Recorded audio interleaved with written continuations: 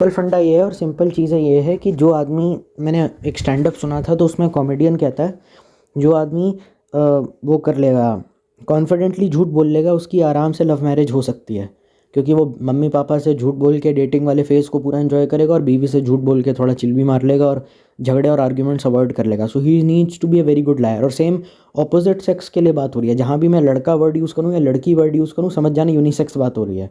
मुझे लड़की बोलने में आसानी होती है या जो भी बोलने में आसानी होती है, क्योंकि इजीली बोला जा सकता है ना, पापा शनाया के घर पढ़ने जा रही हो। अब शनाया नहीं, वो राहुल है, पर होता है कभी कभार, नाइट आउट होता है कभी कभार, ऐसा हो जाता है। पर मुझे अजीब लगता है बिकॉज जो लोग कहते हैं, मैं एक ASMR कंटेंट कभी कभार देख लेता है तो एक आधा 18+ ASMR आ गया। अब पॉर्न वगैरह तो हम उतना देखते नहीं हैं। 2015-16 में जब सन्नी लियोनी इंडिया में आई थी तो पूरी दुनिया ही देख रही थी उसको, तो उसका चला था अपने टाइम में, टॉक ऑफ द टाउन थी वो। तो उसमें वो कहता है कि उसमें वो लड़की फिल्म करती है, कंटेंट बनाती है। उसने वीडियो बाद में हटा दिया था कि मैं आज आपको अपनी जर्नी दिखाना चाहती हूँ, मेरे और मेरे बॉयफ्रेंड का लॉन्ग डिस्टेंस है। लोग क्यों लिव इन करते हैं और लोग क्यों लॉन्ग डिस्टेंस रिलेशनशिप मतलब जो है प्रेफर नहीं करते, उसके पीछे का रीज़न मैं बताता हूँ।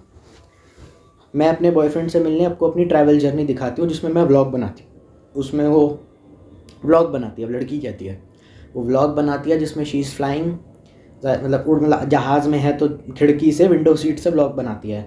फिर देखती है मैं इंडिगो की फ़्लाइट लेकर के आई हूँ, फिर मैं एयरपोर्ट पे गई हूँ, फिर वो जाती है कि मेरा नाम ये है, फ़लाना ढिमकाना है। उसके बाद वो जाती है अपने बॉयफ्रेंड से मिलती है, काम वाम करती है, वो मिलते हैं, दोनों मिलते हैं। और वो कहती है रोमांस करने के बाद मैं बहुत बुरी तरीके से थक गई हूँ, तो मेरा बॉयफ्रेंड जो है मेरी वो कमर दबा रहा है, मैं बहुत ज़्यादा बुरी तरीके से थक गई हूँ। और वो बॉयफ्रेंड उसको फिल्म कर रहा है, मतलब लड़की लेटी हुई है और उसने कुछ ज़्यादा कपड़े नहीं पहने हुए और बॉयफ्रेंड उसकी मसाज कर रहा है, मतलब वो पीठ दबा रहा है और वो फ़ोन स्क्रॉल कर रही है। उसके चेहरा नहीं दिखा, उसके बाल दिख रहे हैं बस, खाली लंबे लंबे बाल थे उसके, और हाइट से लग रहा था 5 फीट 3 इंचेस की होगी, और बाल उसके कमर के नीचे तक जा रहे थे। तो उसने फिर एंड में क्या बोला पता है क्या, कि अगर आपको मेरे प्यार का वीडियो देखना है या आपको देखना है मेरा बॉयफ्रेंड मुझे किस तरीके से प्यार करते हैं और मुझे किस तरीके से डोमिनेट करते हैं, मेरा बड़ा ख्याल रखता है, तो उसके लिंक डिस्क्रिप्शन में पूरा वीडियो आपको दिखाई देगा, जाइए और क्लिक कीजिए। और फिर मेरा टेलीग्राम ग्रुप है, उसको ज्वाइन कीजिए, वहाँ पे मैं अनसेंसर्ड चीज़ें डालती हूँ। तो ये होता है। अब इतने टाइम से वो बैंगलोर में थी, वो दिल्ली में था, वो मिलने आई, उससे प्यार करते थे, हो सकता है कि दोनों सेम ऑफिस में काम करते हो, and then they got separated. लड़के जॉब अपॉर्चुनिटी के चक्कर में चला गया, ठीक है, लॉन्ग डिस्टेंस है, दोनों प्यार करते हैं, इसमें कुछ गलत नहीं है, पर फ़ायदा क्या हुआ? आप महीने में एक बार मिले, उस मुलाकात का कोई मतलब नहीं लिखा, क्योंकि एक बार आपने कर लिया, चौदम पट्टी कर ली, फिर आप थक के सो गए अपना, फिर सुबह उठे। ऐसा तो है नहीं हफ्ते भर की छुट्टी मिल रही है ऑफिस से, जब तक कोई वैलिड रीज़न ना हो, 1-2 दिन की मिल जाती है। तो उस मुलाकात का कोई अर्थ या वैल्यू नहीं लगी जब एक, और फ़ायदा क्या हुआ? वो बेचारी इतनी थकी हुई थी ट्रैवल करके, उसको और थका दिया, उसके साथ वो काम करके और बेचारी थक गई, जेट लैग हो गया। फिर उसके बॉयफ्रेंड ने उसके लिए, शायद वो बैंगलोर से थी वो लड़की, और उसके बॉयफ्रेंड ने उसके लिए होटल बुक करा था और वहाँ पे वो दोनों सेक्स कर रहे थे। तो अगर ये देखा जाए ना, बहुत सारी लड़कियाँ कहती हैं कि लड़कों को तो हमसे सिर्फ एक चीज़ चाहिए होती है, शालू हॉल में ना डॉग सिगरेट पीते हुए। तो उसका एक आंसर इस स्टोरी से हमको मिलता है, ये रियल लाइफ इंसिडेंट है। फिर उसने बाद में वीडियो हटा दिया, पहले तो थंबनेल में ही। और दिक्कत क्या थी उस वीडियो की, आपको पता है बात ये? उस औरत ने नीचे कुछ नहीं पहना था, मतलब पीछे, मतलब आगे वो उल्टी लेटी हुई है तो चूतड़ नहीं दिख रहे उसके, पर वो एस क्रैक थोड़ा बहुत विजिबल हो रहा है। तो basically they made a sex tape, और उसने फिर कपड़े थोड़े ऊपर के पहन लिए थे और उसने कहा था अगर कुछ देखना चाहते हो तो टेलीग्राम ग्रुप है, उस पर जा सकते हो। फिर उसने बाद में वो वीडियो हटा दी, क्योंकि ऑब्वियसली बिकॉज बॉयफ्रेंड हटा देगा। तो दिक्कत ये है कि अगर जिनको करना भी होता है वो भी सही से नहीं कर पाते इस चक्कर में, क्योंकि फ़ायदा क्या हुआ? आप एक बार मुलाकात कर रहे हैं हफ्ते में, कुछ अच्छा होना चाहिए, कुछ सुंदर होना चाहिए, कुछ बढ़िया होना चाहिए, कुछ यादगार होना चाहिए। अगर LDR है, लॉन्ग डिस्टेंस है, या किसी वजह से, बिजनेस ट्रिप की वजह से, पर्सनल ट्रिप की वजह से, प्रोफेशनल ट्रिप की वजह से उसको ट्रैवल करना पड़ा, तो कुछ अच्छा होना चाहिए। दूसरा, तो मतलब अगर वो चीज़ चाहिए भी तो सही से हो नहीं पाता। और बहुत सारे लोग कहेंगे यार उनका मूड बना था, उन्होंने कर लिया तो क्या फ़ायदा, मुझे उससे दिक्कत नहीं है। पर मेरा माइंड सेट ये है कि बेचारी लड़की वैसी इतनी थकी हुई है, तो उसके साथ ऐसा और कोई काम क्यों करूं जो उसको और थका दे? आराम करने दो ना उसको। ये सब चीज़ें तो बाद में भी हो जाएंगी, इसमें इतना क्या है? जैसे तुमने, लड़की ने छुट्टी लेकर के लड़के से मिलने गई और दोनों ने सेक्स टेप बनाई, वैसे सेक्स टेप मत बनाना, वैसे गलत चीज़ है। बिकॉज यू नो डिवाइस में चीज़ें परमानेंटली स्टोर हो सकती हैं, आपको ब्लैकमेल कर सकता है, और बहुत कॉमन आदत है इंडियन बॉयफ्रेंड्स की आज भी, बंदी के न्यूड्स वगैरह दिखाने हैं, उसके उल्टे पुल्टे वीडियो दिखाना। मेरा दोस्त तो कमाल था, अपनी बंदी से न्यूड्स मांगता है, अपने सारे दोस्तों को दिखाता है, भेजता भी है, अपनी सेक्स टेप बना के भेजता है, और जिसमें वो खुद भी नंगा होता है और दिखा भी रहा होता है कि देखो मैंने होटल में इस लड़की के साथ ये किया, और दोनों नंगे हैं, पर लड़के का मुंह नहीं दिखता, लेकिन लड़की का मुंह हमेशा दिख रहा होता है। तो this is very wrong thing. पहली बात, ये जो कुछ भी उसके कंसेंट के बिना हो रहा है। और न्यूड्स भेजना आज की जेंजी में बहुत होता है। Most of them are basically nude selfies that they click, या तो साथ में खींचते हैं या अलग से खींचते हैं, जिसमें लड़की बेड पे बैठी होती है और उसके, अरे लड़की छोड़ो, सामने वाला बंदा बेड पे बैठा होता है और उसने वो करा हुआ है, the guy girl is topless, तो सब कुछ आगे पीछे का दिख जाता है। अभी दिक्कत क्या है कि ब्रेकअप हो गया या that you are not in touch with him any more, तो वो चीज़ उसके फ़ोन में स्टोर रह गई, तो हो सकता है कि शायद वो दिखा दे। लेकिन लड़का जब भेजता है वो सीधा करता है, बेड पे लेटा है, चड्डी उतार के भेज देगा। तो इस तरीके से हो पाता है। वो लोग सेक्स को भी ना एंजॉय कर पाते हैं, ना वो सेक्स एंजॉय कर पाते हैं, ना वो एक अच्छी फिजिकल इंटीमेसी बॉन्ड, जो इमोशनल बॉन्ड है, वो भी सही से एंजॉय नहीं कर पाते। इसीलिए लोग एलडीआर प्रेफर नहीं करते, क्योंकि you know when you have a bad day the urge to hug someone बहुत होती है, कि मतलब भागो और मुझे कोई कोई तो मिले। और दिक्कत ये है कि ये लोग, ये जो हरकत है ना लिव इन वाली, ज़्यादातर लोग इसीलिए करते हैं क्योंकि उसका मेन रीज़न टॉक्सिक पेरेंट या बूमर मॉम या बूमर डैड भी हैं, केविन कैरन ऐसे माँ बाप भी हैं। उसके पीछे का रीज़न है क्योंकि बहुत से लोग हैं, मैं बहुत सारे सेलिब्रिटीज़ के इंटरव्यू देखता हूँ, तो उसमें वो बंदा कहता है, वो कोई नॉर्मल जोकर टाइप नहीं था जो अपनी गरीबी का फेक करके पीआर वगैरह करवाता है, जेन्युइन टैलेंटेड बंदा और लोग उसको प्यार करते हैं। वो कहता है मेरे घर में मेरी कोई इज्जत नहीं है, और वो चीज़ मेरे को हिट कर गई। आप, और वैसे ही बहुत दिक्कत है, आप पढ़े लिखे हो, पढ़ाई आपने सारी ख़त्म कर ली, डिग्री आपके पास है, आप नौकरी कर रहे हो, कमा रहे हो, समस्या तो कुछ नहीं है इसमें। और ऐसा है नहीं, बहुत सारा यूथ है ऐसा, ठीक है सिगरेट शराब आपने पी भी ली या थोड़ा बहुत हिला भी लिया तो उसमें कुछ गलत नहीं है, because as per law legal है ये सब चीज़ें। तो फिर सिगरेट शराब की बात करूँ, गांजे की नहीं, तो ये सब चीज़ें लीगल है, तो अगर आपने कर भी लिया तो कुछ गलत तो किया नहीं। उसके बाद भी आपके घर में आपकी इज्जत नहीं है, तो फिर बंदा भागेगा नहीं, तो इंतज़ार में होता है बंदा, भागूँ मैं कब निकलूँ तिहाड़ जेल से।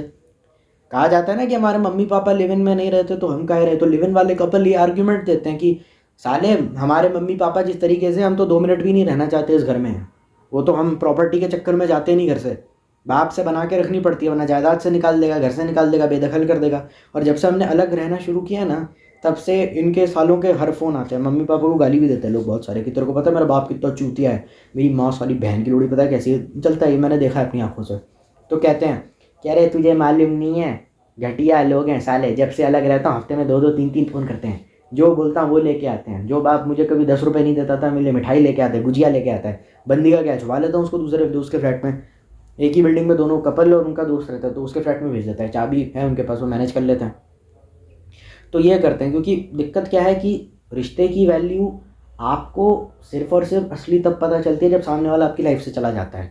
डूबते हुए बंदे को तिनके का सहारा, तो पहले डूबना पड़ेगा ना, तभी तो उसको तिनके का सहारा होगा। वो डूब ही नहीं रहा तो तिनके की क्या वैल्यू, उसके लिए लात मार के हटा देगा। तो यही सेम चीज़ है, डूबते को तिनके का सहारा, इसका गूगल सर्च कर लेना, मतलब अपने आप समझ में आ जाएगा। इसी वजह से लोग करते हैं। जब बच्चा घर से चला जाता है और दिख जाता है कि अनपेड नौकर, एक लाइफ टाइम मेंबरशिप मिल जाती है एक नौकर की जो सारे काम करता रहेगा, और आप कुछ वक्त के लिए जिम्मेदारियों से फ्री भी हो जाते हैं। अब किसी की हिम्मत नहीं आपको पूछने का, अरे भैया तू तो डिग्री लेने के बाद भी बेरोजगार है, कम्मों की शादी का दहेज कहाँ से जोड़ेंगे, कहाँ से होगा, तेरी बड़ी बहन है, तेरे को शर्म नहीं आती क्या? पापा मैं ढूंढ रहा हूँ नौकरी। कैसे ढूंढ रहा है तू, कैसे ढूंढ रहा है? अब उसको समझ ही नहीं आ रहा कि भाई जॉब मार्केट का क्या हाल है, कौन समझाए, बेवकूफ़ हो। आपने डिग्री ले ली, मिलना ना मिलना भाई आपकी किस्मत है। अब ले ली ना degree, personal professional knowledge course certificate सब ले लिए ना आपने यूजीसी रिकॉग्नाइज्ड यूनिवर्सिटी से। अब घर में नौकर है नहीं, अब रोज़ सुबह उठ के अरे चाय बना दे, दूध ला दे, कहाँ है पिंटू, और पिंटू तो चला गया। तो बड़ी आदत है, पिंटू बेटा, अब वैसे बहुत याद आएगी। अब वो बताया नहीं जान के मैं बेंगलोर में कहा रहता हूँ, बीच बीच में आ जाएगा। अब दिक्कत क्या है कि बार बार छुट्टी लेके बाप भी नहीं आ सकता, क्योंकि बाप भी कॉर्पोरेट मजदूर, माँ भी कॉर्पोरेट मजदूर, बेटा भी कॉर्पोरेट मजदूर, चल दोनों में से कोई एक। क्योंकि बाप को तो मेन रिस्पॉन्सिबिलिटी, कितना भी तुम मॉडर्न हो जाओ, आज भी इंडिया में घर मर्दों की रहती है, क्योंकि जो मॉडर्न सोसाइटी है 2010 के बाद शुरू हुआ। 2010 से पहले तो ये औरत को कुछ समझते नहीं थे। आज से 25 साल पहले शादी 21 साल में हो जाया करती थी। सन 2000 की बात है ये, शायद 2003-4 में भी ऐसा होता था। तो फेमिनिज्म नया है, बच्चा है, अभी भी बड़ा हो रहा है, पूरी तरीके से नहीं आया है। तो कहीं ना कहीं ये सब चीज़ें भी होती हैं, पर इनके बारे में कोई बात नहीं करता है। तो जब दिख जाता है कि नौकर फ्री का, नौकर महंगे हैं, तो लाइफ टाइम मेंबरशिप नौकर की ख़त्म हो गई, तो बड़ी याद आती है बच्चे की। बच्चा थोड़े बहुत पैसे भी भेज देता है तो मम्मी पापा चुप रहते हैं कि वो पैसा डैमेज कंट्रोल करे कि मुंह बंद रख अपना, कभी ना कमा रहा हूँ मैं, चूते चुप कर। तो बस इसीलिए होता है वो। देखो यहाँ पे हमने सिर्फ टॉक्सिक फैमिलीज़ की बात की है, या फिर हमने उन फैमिलीज़ की बात की जो टॉक्सिक है। अगर आपको लग रहा है कि पेरेंट्स की मैं डिसरिस्पेक्ट क्यों कर रहा हूँ, सिर्फ टॉक्सिक फैमिली का बात किया है, ध्यान से सुनो। मुझे कोई शौक नहीं किसी को गाली देने का। और दूसरा मेन रीज़न ये होता है, लिव इन किसका चलता है या रेंट पे अच्छे से कौन रह सकता है, जो अपने खर्चे बहुत अच्छे से मैनेज कर लिया। और प्राइमरी 2 खर्चे, देखो बिजली पानी का बिल जो आपका आ रहा है वो तो आके ही रहेगा, क्योंकि जाहिर सी बात है अगर if you want to binge watch तो इसमें कुछ गलत नहीं है, क्योंकि देखो लिया जा रहा है तो लिया जा रहा है, पर टेस्ट के हिसाब से करना पड़ता है। माइक्रो डिटेल्स होती हैं हर चीज़ की।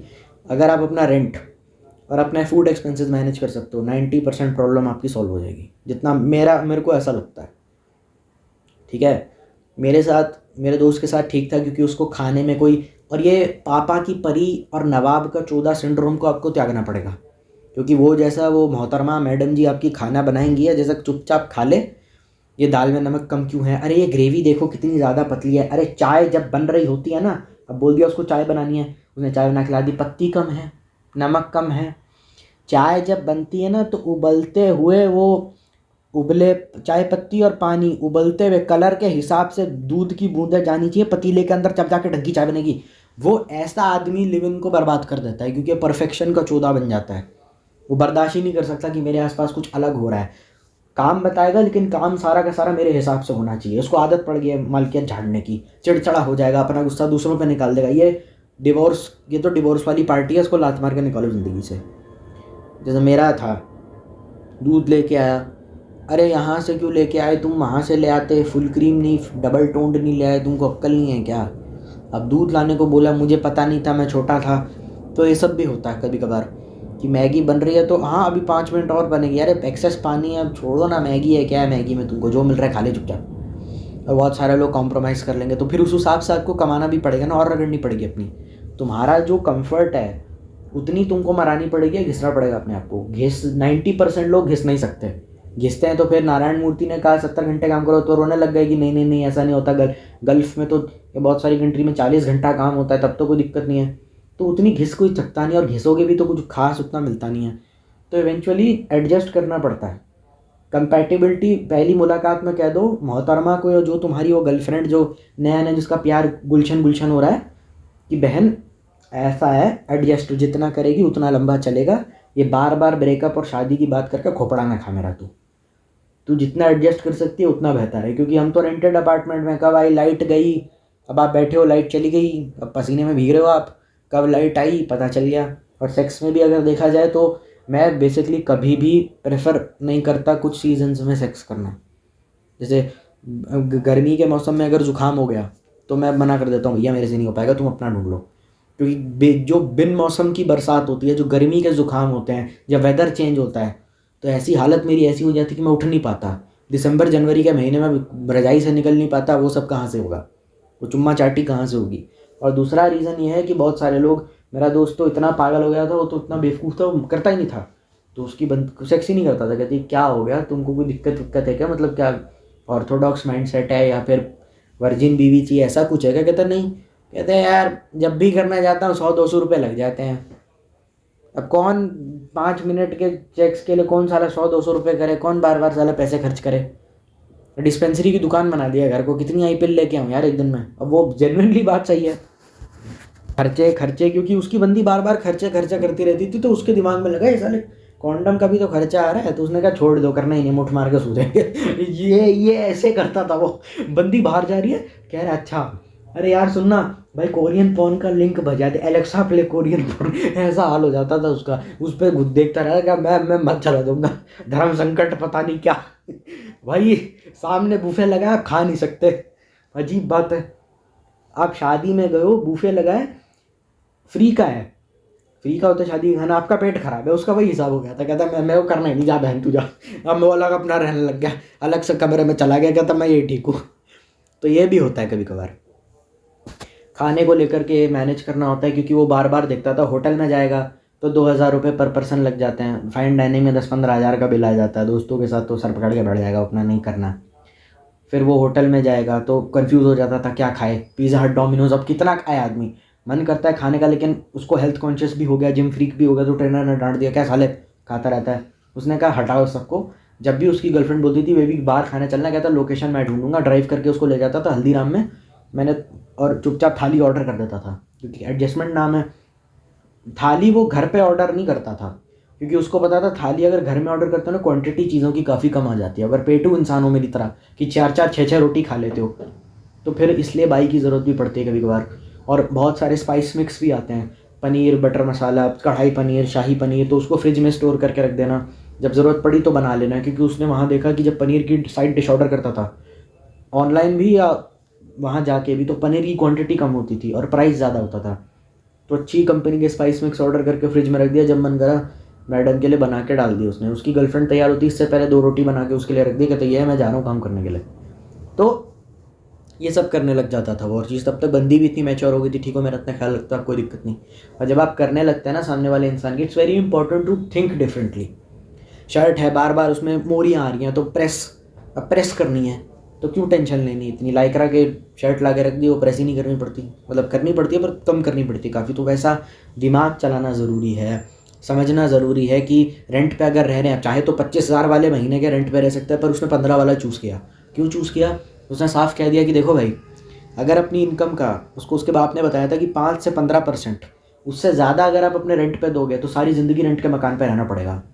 मैक्सिमम 15%, तो उसने 5 से 10% अपनी इनकम का रेंट पे डाल दिया। बस मुझे नहीं पता है कितना सही है, 1 से 2%, मुझे नहीं पता कितना सही है। तो उसने वो प्रिंसिपल यूज़ करा कि अच्छा घर लूँगा कम से कम पैसे में, तो उसने ढूंढा, लोकेशन पूरी शिफ्ट करी। बंदी लिव इन करना चाहती, कहता नहीं जहाँ मैं बोलूँगा वहाँ करना है, तो जहाँ पहले रहते थे उस जगह को शिफ्ट करके दूसरी जगह गए, ऑफिस के पास वो और जगह थी। तो it's very important to be smart. और बहुत सारे लोग कहेंगे इतनी टेंशन क्या लेनी, सिंगल रहो मस्त रहो, तो वो भी गलत है, क्योंकि ये सारी टेंशन तुम्हारे बाप ने ली थी। तुम्हारा बाप भी तो ऐसी था, दादाजी के टुकड़ों पे तो कोई ना, मतलब बचपन में 5 साल की उम्र से पिताजी ने काम तो किया नहीं था, दुकान पे वो भी बैठे थे, धक्के उन्होंने भी खाए, तो उन्होंने चीज़ें सीखी ना। आप दुनियादारी तो सीख रहे हैं, सामने कोई इंसान आ गया, वो इंसान आपको रखना ही नहीं रखना, वो आपके ऊपर है ना। शर्ट का कलर क्या है, कैसे कपड़े खरीदने चाहिए, प्रेस क्या होता है, अब इसमें बंदी हो ना हो, बॉयफ्रेंड हो ना हो, उसमें ये सब चीज़ें कहाँ से आ गया, दुनियादारी सीख रहे हो। बहुत सारे लोग कहेंगे अपने घर में रहो, तो कहीं ना कहीं ये भी तो है ना, तुम जिम्मेदारी से भाग रहे हो, अकेले रहने से डर लगता है। अकेले तो बहुत सारे लोग घर में स्टार्टअप भी बनाते हैं, ऑफिस भी खोलते हैं, सिंगल होते हैं सारे के सारे, तो मतलब क्या वो बेवकूफ़ है? ऐसा नहीं है ना। तो ऐसा करना पड़ता है, देखना पड़ता है लोकेलिटी में आसपास एक डिस्पेंसरी होनी चाहिए, एक हॉस्पिटल होना चाहिए, केमिस्ट का स्टोर होना चाहिए, एक अच्छी सी किराने की दुकान होनी चाहिए, एक मॉल होना चाहिए पास, मतलब अच्छा मॉल होना चाहिए, एक डिपार्टमेंटल स्टोर होना चाहिए, मतलब एक ग्रोसरी स्टोर होना चाहिए, चेन लाइन ग्रोसरी स्टोर होना चाहिए, रिलायंस का जैसे होता है, ताकि कुछ, कई बार तो राशन से काम चल रहा था, लेकिन जब कभी कभार तो भाजी तरकारी खरीदनी है तो नीचे वेंडर से खरीद ली, लेकिन जब राशन खरीदना होता है तो उसके लिए आपको ये सब चीज़ें देखनी पड़ती हैं कितनी दूर हैं। बहुत सारे लोग कह रहे हैं सब घरों में होता है ना आसपास, ये सब घर में नहीं। देखो कनेक्टिविटी रोड की कैसी है, पार्क है या नहीं, अच्छा पार्क है या नहीं, सब चीज़ें जांचने के बाद तब जाके घर मिलता है। तुम तो यहाँ अपना खुद का घर बना रहे हो या खरीद रहे हो, तो वो सारा माथा तुम्हारे सर भी फूटेगा ना। प्राइवेसी, जो इंसान कहता है सिंगल रहो मस्त रहो अकेला रहो, वो अगर इंडिपेंडेंस सॉलिट्यूड को अगर इज्जत देता है तो वेल एंड गुड। पर मुझे कोई ये लॉजिक ना दे आकर के, कोई मुझे ये लॉजिक ना दे कि मैं जिम्मेदारियों से भागना चाहता हूँ, इस वजह से मैं सिंगल हूँ मस्त हूँ और अपने मम्मी पापा के साथ रहता हूँ, क्योंकि फिर इवेंचुअली फ़ायदा क्या? तुम क्यों अपना करियर बना रहे हो? करियर तो तुमने यही बोल के शुरू किया था, I want to be a successful person. तो सक्सेसफुल पर्सन बनने के लिए तो तुमको यही सब करना पड़ेगा ना। तो और क्या होता है, ऐसे बैठे बैठाए थोड़ी मिल जाता है। तो ये तो बात ही नहीं समझ में आई मेरे। जब घर में घुसता है तो हमेशा मकान मालिक जैसे ही आता था ना, उसको पता था लेविन वाला कैसा, तो बार बार बोलता रहता था पुताई करवा लो सर, सर पुताई करवा लो। सारे नल वगैरह खोल के चेक करे, सारा टॉयलेटरीज देखी, फ्लश देखा, फ्लश ख़राब था, वहीं पे बता दिया उसको, मकान मालिक ने सीधा फ्लश चेंज करवाया। सामान चेक करता रहता था इलेक्ट्रॉनिक सही चल रही है या नहीं। उसके बाद कैब ड्राइवर से बात करना कि कौन सा घर सस्ते में मिल जाएगा आसपास, क्योंकि कैब ड्राइवर्स को लोकेलिटी का बहुत अच्छा पता होता है। जनरेटर की ज़रूरत पड़ेगी या नहीं, इन्वर्टर की ज़रूरत पड़ेगी या नहीं। कभी कभार बिजली का तार भी उल्टी जगह डाल देता था, ऊपर वालों क्या डाल देता था ताकि वो हो जाए, और फिर टाइम रहते निकाल भी लेता था। अब ये चीज़ें गलत है, लेकिन फिर भी उसने करा दिमाग चलाने के लिए। तो it's very important to be smart, it's very important to be knowledgeable, it's very important to be aware about the surroundings. मतलब ऐसा हो कि तुमको किसी अनजान शहर में रख दिया तो तुमको अपना घर वगैरह खरीदना नहीं, रेंट पे रह करके जो सेटल हो सकता है, ये आदमी लिव इन छोड़ ये बाप भी बन सकता है। और जो लोग कहते हैं कि should I have a kid with my wife, तो सीधा आंसर उसका यह है, जाके अभी के अभी किसी प्राइवेट स्कूल में बात कीजिए, कॉल कीजिए और पता कीजिए नर्सरी की क्या फ़ीस है। तुम 50 लाख रुपए शादी पे उड़ाओगे, फिर बोलोगे we need 4 years to be financially stable to start a family. I am sorry dude, 2,500 में कोर्ट मैरिज हो जाती है इंडिया में।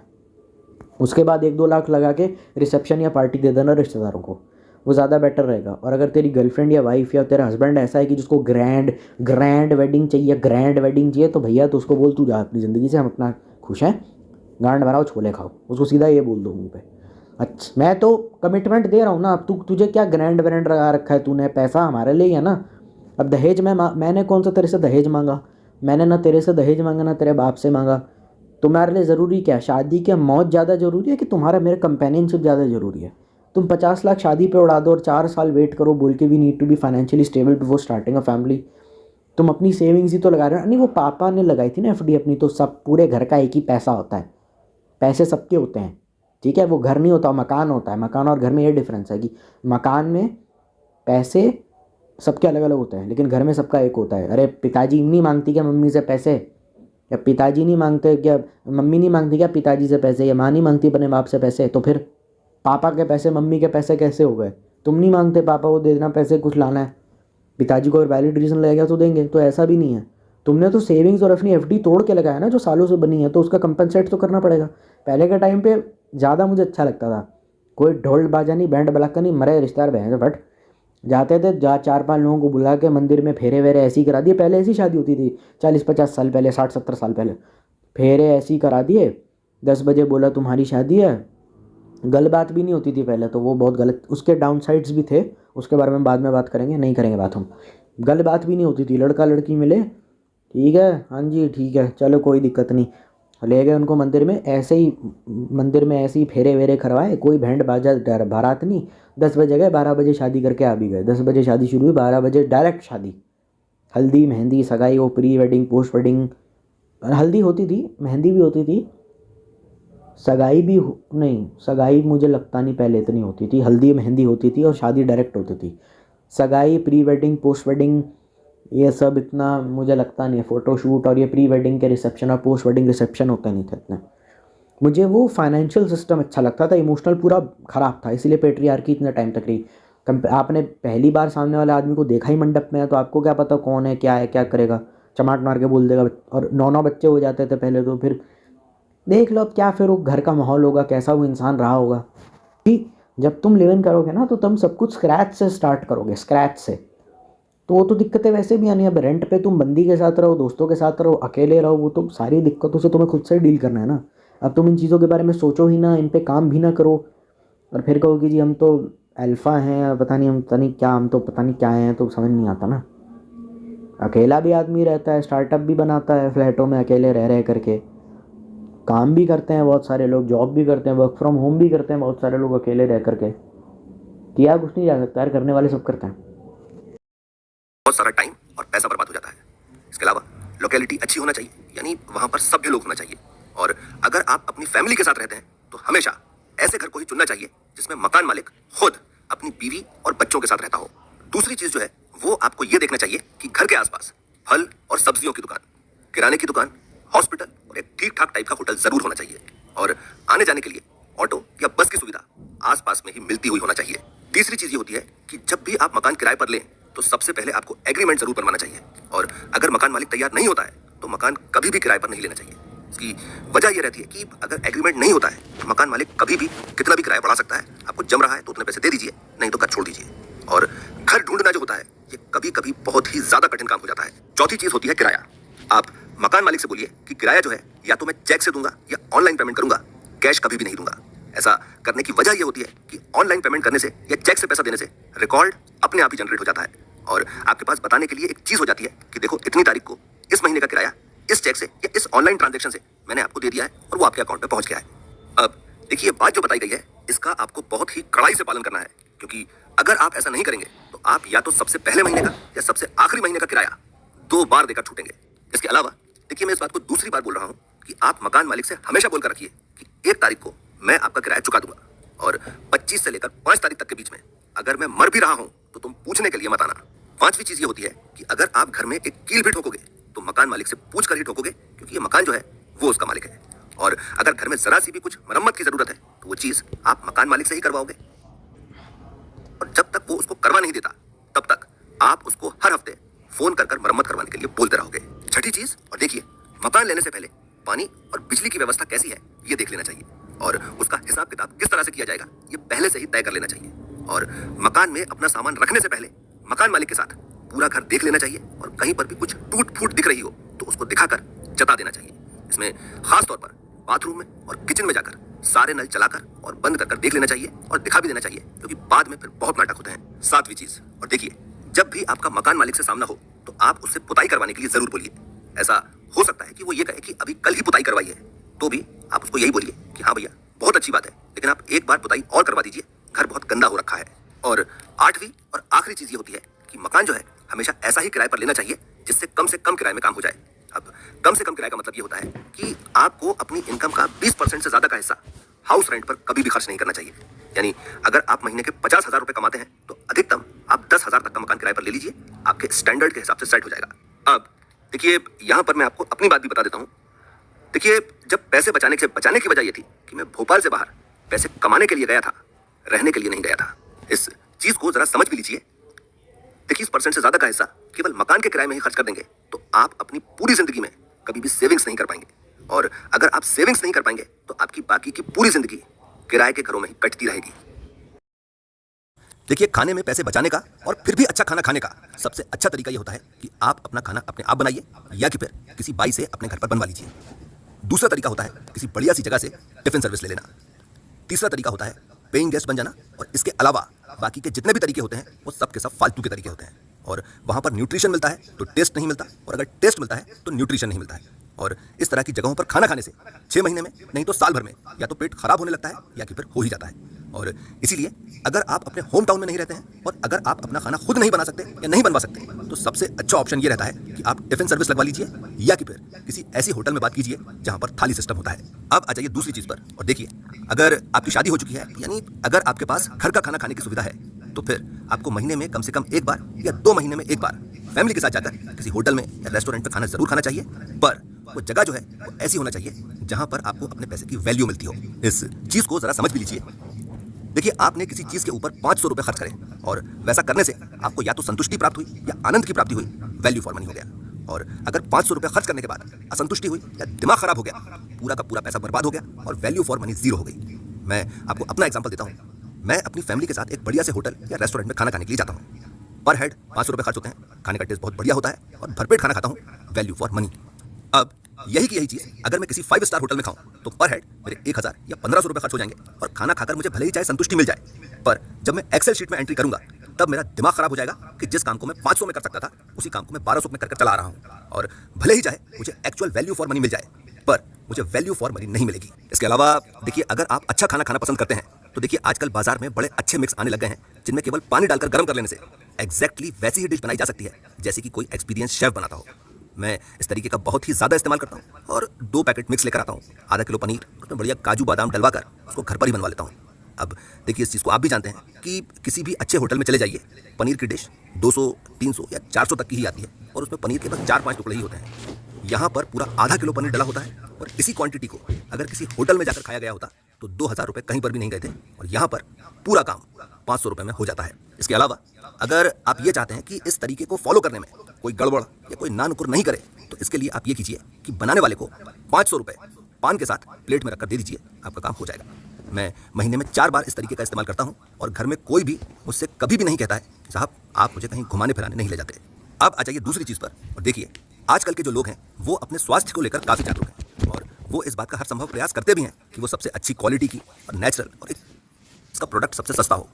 मैं ये देखता हूँ कि इस तरह की इन्फॉर्मेशन देने वाले वीडियोस की वजह से आजकल लोग जब साधारण दूध खरीदने भी जाते हैं तो उनके दिमाग में 50 तरह के सवाल चलते रहते हैं कि अगर वो दूध ले रहे हैं तो वो कौन सी गाय का है, कौन सी विधि से निकाला गया है, किस तरह से प्रोसेस किया गया है। जिसे मैं दूध समझकर पी रहा हूँ वो दूध ही है या कि फिर सफेद जहर है। आप या तो सरकारी डेयरी से, जैसे भोपाल में सांची दुग्ध संघ है, आप वहां से ले लीजिए, या आप किसी भी पुरानी रेप्यूटेड कंपनी का दूध खरीद लीजिए। और क्योंकि ये करोड़ों का काम है और कोई सी भी कंपनी जिसकी बिजनेस की समझ चाहे 2 कौड़ी की ही क्यों ना हो, वो इस मामले में गलती से भी गलती नहीं करेगी। इसके अलावा देखिए, आप ये भी सोचिए कि बचपन से लेकर आज तक, यानी 2 फुट से लेकर 6 फुट के हो जाने तक आप इसी दूध को पीकर ही तो बड़े हो रहे थे। तो अगर नुकसान होना होता तो इन 15-20 सालों में थोड़ा बहुत कुछ हो ही गया होता। और अगर आपको ये टाइम फ्रेम छोटा लग रहा है तो आप अपने माता पिता को देख लीजिए, वो तो 50-60 साल के होंगे, इसी दूध को तो पीते चले आ रहे हैं। उन्हें क्या हो गया? और जब इतने में नहीं हुआ तो बताइए बेकार में समझदारी लगाने का मतलब क्या है? अब आ जाइए कंक्लूजन।